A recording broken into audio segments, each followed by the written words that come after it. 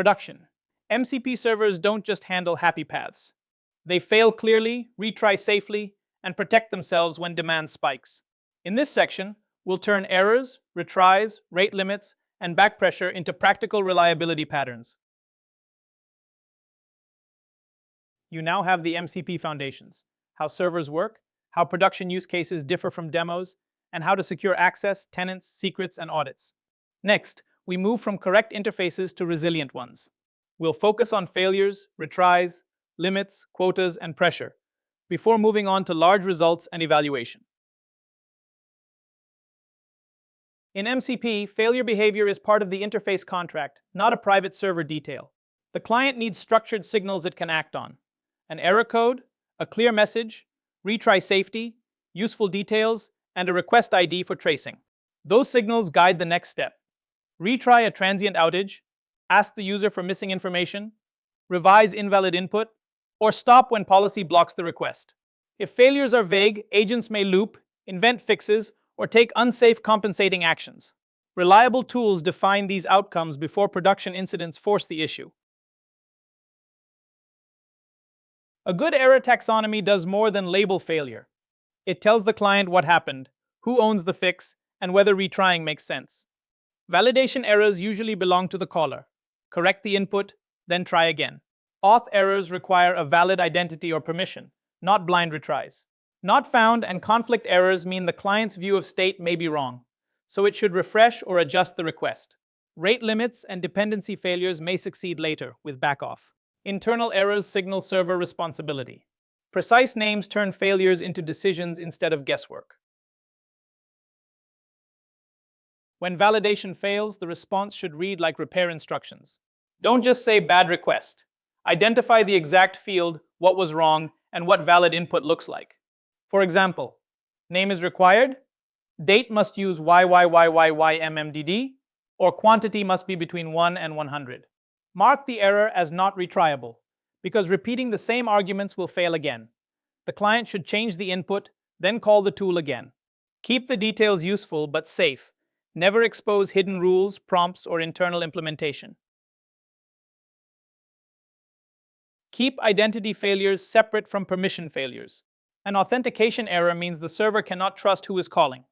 The token is missing, expired, invalid, or revoked. The right recovery is usually to re-authenticate or refresh credentials. Authorization is different. The caller is known, but not allowed to perform that operation, perhaps because a scope, role, tenant grant, or policy approval is missing. Messages should be useful, but not revealing. Say token expired or missing invoices write scope, and audit every denial with request, principal, tenant, tool, and action. State-related errors are different from bad input.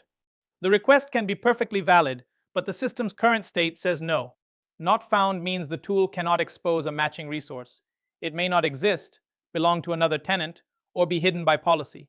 Conflict means the resource exists, but the requested change is unsafe right now, such as a version mismatch or an invoice that is already finalized.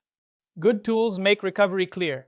Refresh state, choose another identifier, resolve the version, or check whether the operation already completed. Not every failure starts inside your MCP server. A database can exhaust connections, an API can time out, a queue can stall, or a provider can degrade. Internal code can also throw unexpected exceptions. The key is to translate that uncertainty into a safe, stable error contract. Keep stack traces, SQL fragments, credentials, host names, and vendor details in protected logs only. Return a sanitized error code, a clear failure category, and a correlation ID. That gives operators enough evidence to investigate, while preventing the AI client from leaking secrets or retrying blindly. For AI clients, an error is a decision point. Give the client a stable code it can branch on, a safe message it can summarize, a retryable flag, and a request ID for tracing. Use details only when they enable recovery, such as field validation errors, missing scopes, or retry after timing.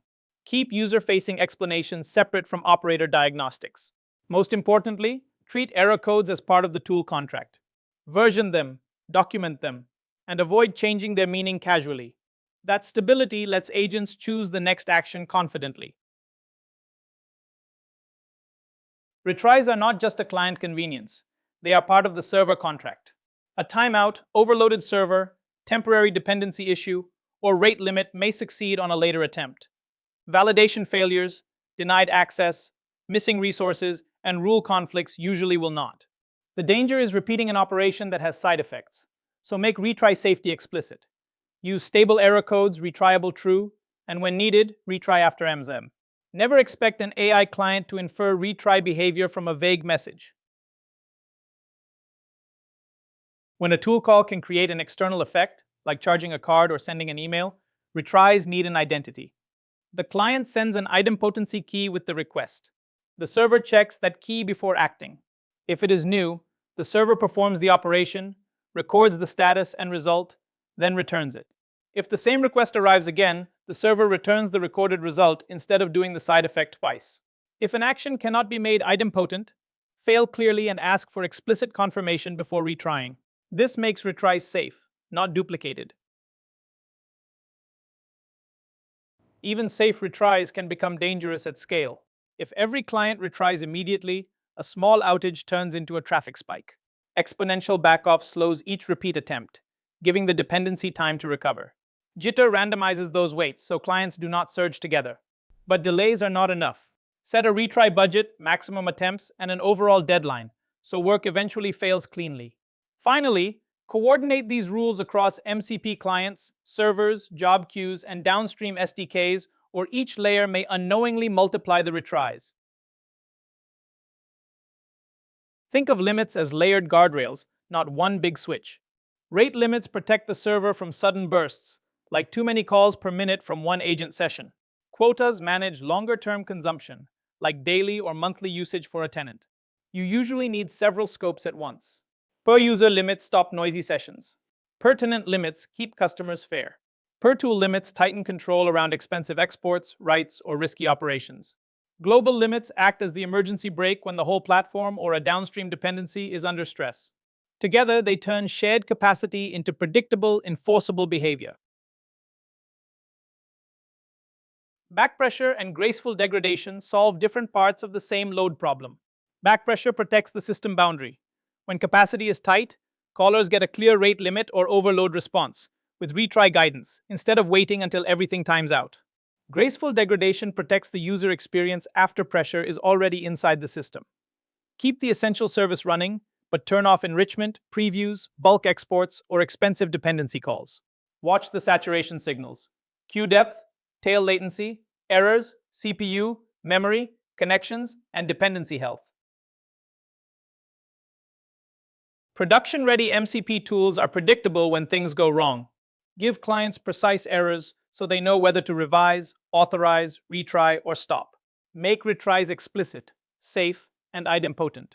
Then protect capacity with rate limits, quotas, backpressure, and observability.